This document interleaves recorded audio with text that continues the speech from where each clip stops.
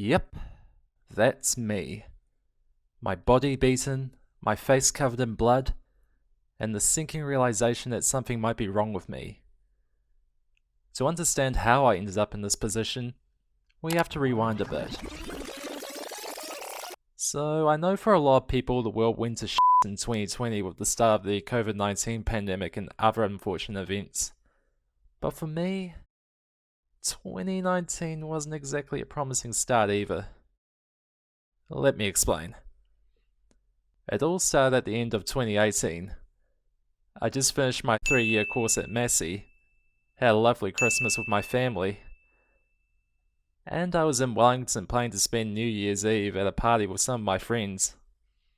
A day before it happened, however, I got a message from one of the hosts saying I wasn't allowed to come because I was deemed to be uncomfortable to be around or whatever.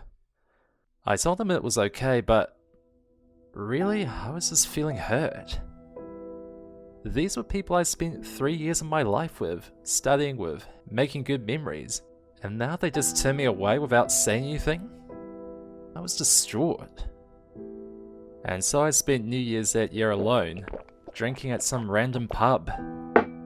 Happy f***ing New Year. So that sounds pretty bad, right? Yeah, trust me, it gets a lot worse. About a month later, I moved into a new flat since my old flatmates were either leaving Wellington or moving in with other people. None of them invited me to go flatting with them, and even if they did, I don't think I would have accepted since I didn't really trust them after what happened. So the new place I moved into was nothing special.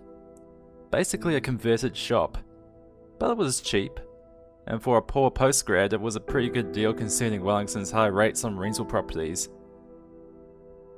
On the second night after moving in, I decided to go for a little night walk and a vape. It was then I came across these two young people near Kilburnie. They saw my vape and asked if they could have a few puffs, to which I said yes. And before you say, "Oh Harry, you're so stupid, gullible," or whatever, bear in mind, this is New Zealand. Shit like this doesn't normally happen to people. At least not in my experience up until this point. As soon as I gave it to the older one, he tried to run off with it, and I tried to stop him. It was then he started acting aggressively and attacked me, with the younger one joining in. I tried to defend myself and get the vape back, but when it started to look like it wasn't going to happen, I tried walking away, but they just kept coming. I don't remember too much of what happened next, but all I know is I ended up on the ground being beaten, while my attackers were shouting things like, "No police," or "BP motherfucker." BP stands for Black Power, by the way. Luckily, I was able to quickly scramble to my feet and escape. And as I ran home, I kept feeling this intense pain in my jaw, like it wasn't attached to anything and it was just freely hanging. And then the realization began to sink in. My jaw might be broken. As soon as I came through the door, my flatmates were horrified at what they saw. One of them immediately called me an ambulance and I was rushed off to Wellington Hospital. I was given some painkillers and went through a head x-ray to see how bad the damage was. And it was as bad as I thought. My jaw had been broken. It was fractured in 2 places, which explained why it felt so unstable and painful to touch.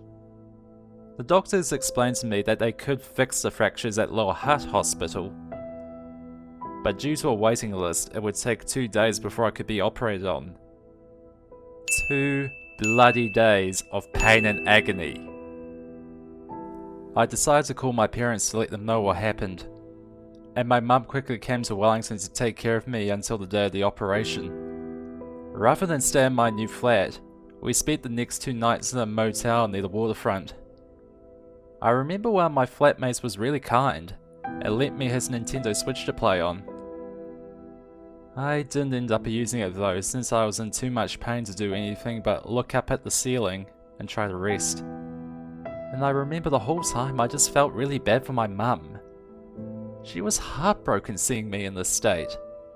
And on top of that, she was meant to be attending my cousin's wedding at the time, only for her to instead come and save my sorry ass. She told me it was okay and that she would rather spend time with me than attend some wedding. I still felt a bit guilty though. The next day I was asked by the police to come over to the office in town. They explained that my attackers had been caught and were awaiting trial in court. They then asked me what I would like to see happen to them, and I, like an idiot, said I wanted them to be placed in jail. Again, I know some of you are probably thinking, oh, that's a bit harsh, what were you thinking? Well, that's just it, okay? I wasn't thinking. I was still hurt and angry over what happened. And I wanted my attackers severely punished for what they did to me. Now, does that make me a bad person? No, it does not. Let's say someone did something terrible to you. The chances are you're not going to immediately shake hands with them and forgive each other. You're going to be angry. You're not going to think rationally and want them hurt just as bad as you. The point is, these things take time to process and just get out of your system, okay? Anyway, back to the video. So the officer explained that jail time wouldn't be an option and instead they would most likely be placed under curfew, forbidden to leave their homes between certain hours, and made to regularly report to a parole officer. That I was content with. At last, the day of the operation came and I went to the little heart hospital. The surgeons explained to me before the procedure that I would be given plate implants to fix my fractures, and that one of my teeth needed to be pulled. You see, during the attack, one of my teeth suffered an internal fracture, and if it had been allowed to stay in my mouth, it would have eventually died and the surrounding gums would have become horribly infected. So even though I disliked the idea, I agreed that that tooth had to come out. Then it was time for the operation. I was given some anesthetics, had an oxygen mask placed over my mouth. I closed my eyes for what felt like a few seconds and then I woke up in a different part of the hospital. I touched my jaw. It still hurt, but at least it felt more stable, and I could feel a little hole in my mouth where my tooth had once been. The doctor later came in and explained that I would be discharged after a day of recovery, and that I would have to be on a liquid and soft food diet for the next 6 weeks until I was fully healed. And so I spent the rest of the day just trying to get some sleep, something I hadn't had much of since this whole incident began. At one point I received a visit from my dad and sister, and she brought me a frozen Coke, which was nice of her. The next day I went home and life went on from there. I remember my new neighbours were really nice and sent me a get well package, but it was mostly food.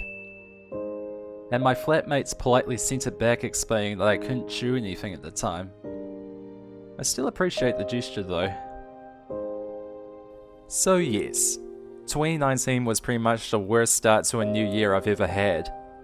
It's just a hard fact of life that there will always be people in the world that'll hurt you, either emotionally or physically, and it sucks. The important thing to remember, however, is to always try to get back up and move forward in life. Also, I don't consider myself a victim of these circumstances, but a survivor. Yes, it sucks that those things happened to me, and I wish they never happened at all. But I don't let those events define me. I just try to let it go and keep moving forward with my life. And for what it's worth, the rest of 2019 wasn't too bad. A few months later, I had my graduation ceremony for completing my uni course. And thankfully, my missing tooth wasn't very noticeable, so I could still smile for pictures. I got to know my new neighbours and community, got engaged in a few activities to keep me preoccupied, and now here I am in Christchurch, surrounded by friends and family that love me, and starting up my own little YouTube channel, something I probably wouldn't be doing if I didn't feel like I was in a secure place in my life. And that's the end of the video. Thank you for watching, and sorry if this one was a bit dark compared to my previous content. I promise I'll try to make the next video focus on a much lighter topic. In the meantime, like, share and subscribe. Let me know if you have had any unfortunate events happen to you and how you've dealt with it. And I'll see you again when the next video is ready. Until then, happy holidays!